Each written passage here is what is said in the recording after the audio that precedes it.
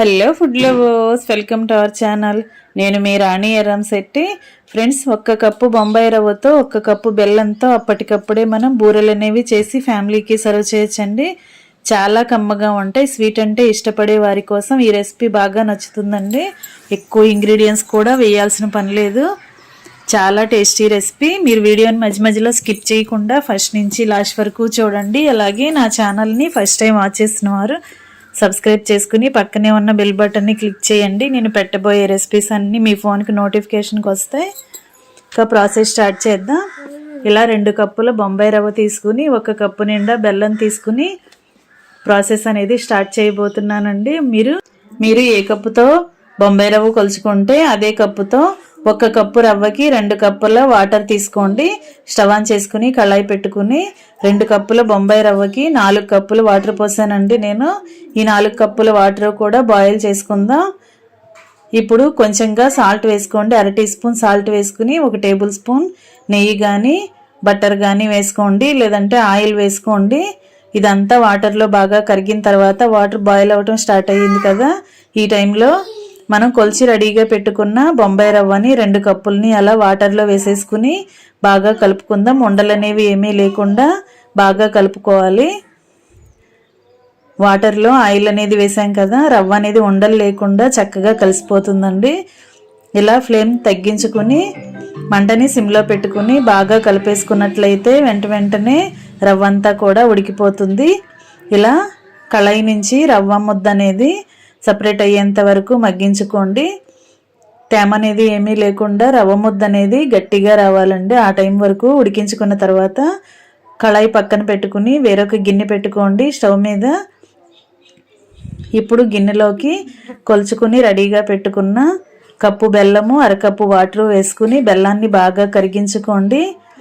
బెల్లం గడ్డలు అనేవి మొత్తం కరిగిన తర్వాత గిన్నె పక్కన పెట్టేసుకోండి. అదే స్టవ్ మీద కళాయి పెట్టుకోండి. రవ్వ ఉడికించుకున్న కళాయిలోకి ఈ బెల్లం సిరప్ అంతా కూడా వడగట్టుకోండి. స్ట్రైనర్తో వడగట్టుకుని రవ్వలో వేసేసుకోండి. 1 టేబుల్ స్పూన్ యాలకుల పొడి, 4-5 టేబుల్ స్పూన్లు తెల్ల నువ్వులు వేసుకుని 1 టేబుల్ స్పూన్ వెన్న వేసుకుని ఇదంతా కూడా రవ్వలో కలిసే వరకు బాగా కలుపుకోండి.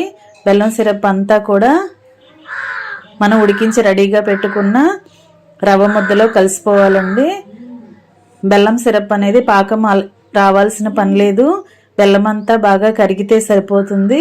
ఇలా కరిగిన వెంటనే స్ట్రైనర్తో రవ్వలోకి వడగట్టుకుని రవ్వ ముద్దని గట్టిగా ఉడికించుకోండి. వాటర్ అనేవి ఏమీ లేకుండా గట్టిగా ముద్దలాగా ఫామ్ అయ్యే వరకు ఉడికించుకోండి. దీనిలో 2 టేబుల్ స్పూన్లు ఆయిల్ వేసామంటే రవ్వ ముద్ద అనేది కళాయికి అంటుకోకుండా సపరేట్ అవుతుంది.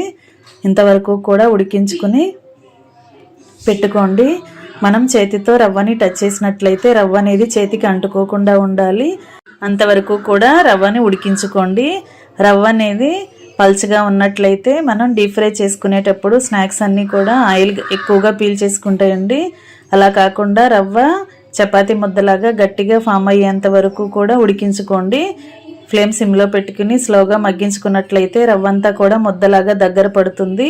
అంతవరకు ఉడికిన తర్వాత మూత పెట్టుకుని పక్కన పెట్టుకుని చల్లారనివ్వండి. బాగా చల్లారిన తర్వాత గరిటె పక్కన పెట్టేసుకుని చేత్తోనే పిండి ముద్దని బాగా గట్టిగా కలుపుకోండి. ఇప్పుడు పచ్చి కొబ్బరి తురుమండి. 1 కప్పు నిండా పచ్చి కొబ్బరి తురుము తీసుకుని ఇలా వేసుకోండి. స్నాక్స్కి టేస్ట్ అనేది చాలా చాలా బాగుంటుంది.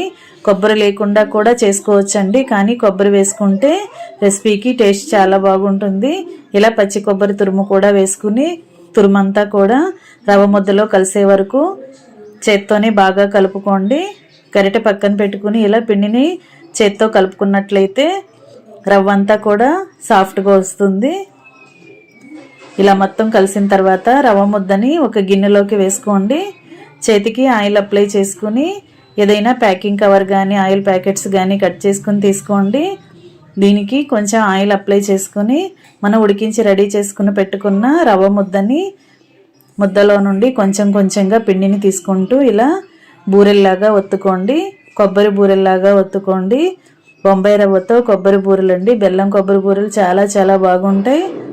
ఇలా మనకి కావలసిన సైజులో బూరెల్ని రెడీ చేసుకుని ప్లేట్లో పెట్టుకోండి. చేతికి ఆయిల్ అప్లై చేసుకోవాలి, కవర్కి ఆయిల్ అప్లై చేసుకోవాలి.